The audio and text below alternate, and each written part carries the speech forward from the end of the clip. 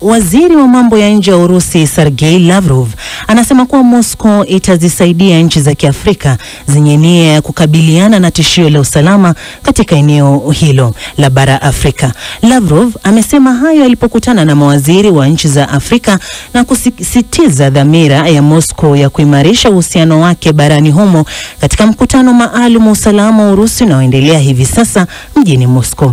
Unawaleta pamoja makumi ya mawaziri wa Afrika wakiwemo mawaziri wa usalama kutoka Mali, Burkina Faso na Niger.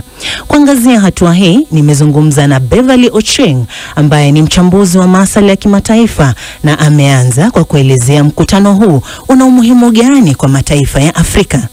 Unajua kwamba mkutano huu unakuja wakati ambapo nchi za magharibi sio tu hupoteza baadhi ya ushawishi wake katika bara, lakini pia zinapunguza matumizi ya msaada na ulinzi. Na nchi za Kiafrika zinashiriki kama njia ya kuendelea kubadilisha ushirikiano, kubaki na nia ya kuendelea ushirikiano kama ya ulinzi na msaada, na mvutano ya kijiografia yenye tumeona wakati mwingine inasukuma bara ya Afrika hadi mwisho wa agenda. Na Urusi imekuwa na uhusiano wa muda mrefu na serikali mbalimbali za Afrika kama South Africa, unajua kama Angola, Mozambique na pia sasa Sahel, tangu kabla ya uhuru ya nchi hizi ilipokuwa kama USSR, na hii imeimarisha mahusiano ya kisasa. Huu sio mkutano wa kwanza ambapo Urusi imejaribu ama imeweza kuwa na mkutano na mataifa ya Afrika. Mwaka 2023 vilevile kuliweza kuwa na mkutano mwingine ambapo kulikuwa na makubaliano na mataifa takriban 40 na Urusi ikaahidi kusambaza vifaa vya kijeshi na kusaidia kuimarisha usalama. Ni ajenda sawia pia katika mkutano huu? Bado inaendelea, inataka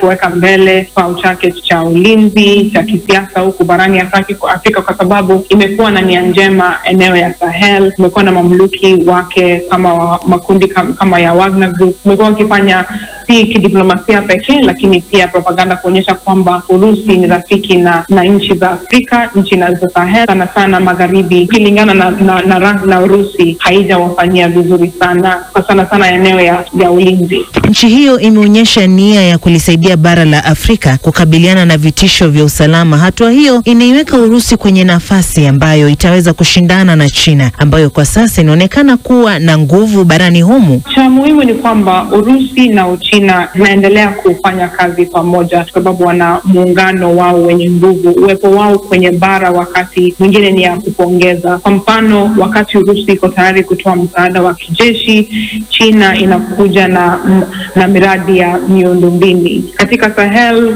sana Urusi na China zinashiriki katika uchimbaji na pia zinatoa mafunzo kwa wataalamu wa ndani. Wakati huo pia tunaona kunatokana na hatari kubwa ya sifa na udhilifu. Nchi za magharibi hazikai vizuri na Urusi, lakini China na Urusi wanaendelea kufanya kazi pamoja huku Afrika.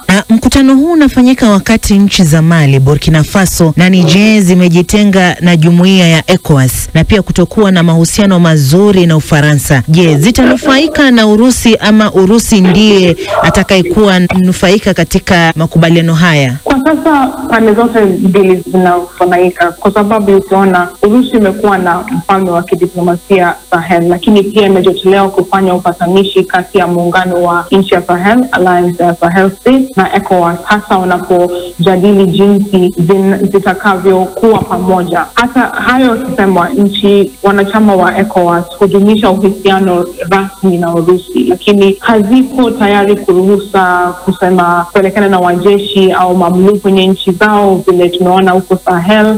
Na iwapo kuna lolote mashaka makubwa zaidi ya ECOWAS ni kuwepo na kuharibu shughuli za wanamgambo wa Urusi badala ya uwepo wa kidiplomasia wa Urusi. Na vipi kuhusiana na tetesi za kulemaza juhudi za mataifa ya Ulaya? Kwa sasa tunaona mataifa ya Ulaya hazikai vizuri kwa Afrika wakati Urusi imekuwa ukiingia, na uwezo wao wa kidiplomasia inaendelea kudhoofika, lakini pia inataka kuendelea kuwa na uhusiano na nchi zenye bado zinaona nchi za Ulaya kuwa kama marafiki. Tukiangazia hilo, ina maana kwamba kuna kitu ambacho vilevile Urusi inategemea kuweza kunufaika zaidi ikilinganishwa na mataifa hayo ya Ulaya. Kwa sasa Urusi inataka kuonyesha ina uwepo kubwa duniani na imetumia eneo kama ya Sahel kuonyesha kwamba inaweza kuwapatia usaidizi wa ulinzi, usaidizi wa kidiplomasia, usaidizi wa uchumi. Lakini pia ni muhimu kukumbuka kwamba Urusi bado haina uwezekano kama nchi za Marekani, kama nchi nyingi zenye zufaa kwa miaka mingi zikisaidia Afrika. Sasa Urusi hawezi sana kulingana na hizo nchi, lakini bado inaonyesha kutokana na mkutano kama hizi, mkutano kama Russia Africa Summit, mkutano wenye sana inafanyika katika wakati Urusi inalengwa sana na nchi za magharibi. Inaonyesha kwamba bado inaweza kuendelea kwa marafiki na nchi ya Afrika dhidi ya mashida zao za kidiplomasia na nchi zingine za magharibi. Upi sasa mustakabali wa kuenea kwa ushawishi mkubwa wa Urusi katika mataifa ya bara Afrika? Kwa sasa tunaona kuhusiana na mkutano kama hizi, lakini pia inatumia nia nyingine nyingi. Kunaona kwa zingine kuna mataifa kutoka kundi kama Wagner Group, kama Afrika, eneo kama ya Sahel kuonyesha kwamba inaweza kuwapatia usaidizi wa ulinzi, usaidizi wa kidiplomasia, usaidizi wa uchumi. Lakini pia ni muhimu kukumbuka kwamba Urusi bado haina uwezekano kama nchi za Marekani, kama nchi nyingi zenye zufaa kwa miaka mingi zikisaidia Afrika. Sasa Urusi hawezi sana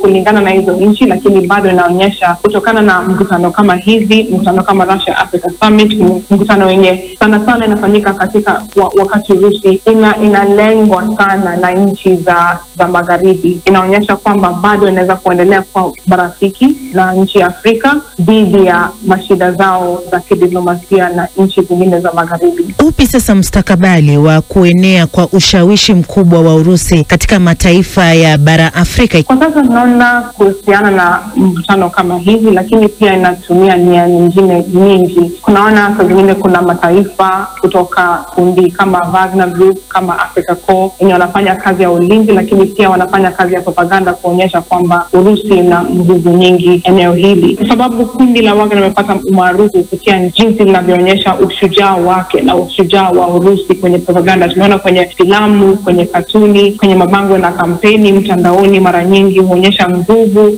ya kishujaa, nguvu ya kidiplomasia, sana nchi kama Jamhuri ya Afrika ya Kati, Mali, Burkina Faso. Raia wa mataifa haya wamepokea vipi nchi hii ya Urusi ama juhudi za Urusi katika mataifa yao? Wanaishi kwenye hii nchi wanaamini sana Urusi. Wanaelewa kwamba Urusi iko kwenye harakati ya kujionyesha kuwa na uwepo kubwa. Kuna wengi wanasiasa wenye wanaona Urusi inasaidia sana nchi zao, inawasaidia eneo ya ulinzi, eneo la kidiplomasia, lakini kuna wengi pia wanauliza maswali kama haya masaidizi yanasaidia sana hizi nchi, sababu tunaona mara nyingi kuna wanajeshi wenye wamekaa madarakani. Tunaona pia ulinzi na hali ya kibinadamu, hali ya kidemokrasia kwenye hizi nchi kama CAR, kama Mali haendi vizuri kwa sababu ya kuwa na unganisho na nchi kama Urusi.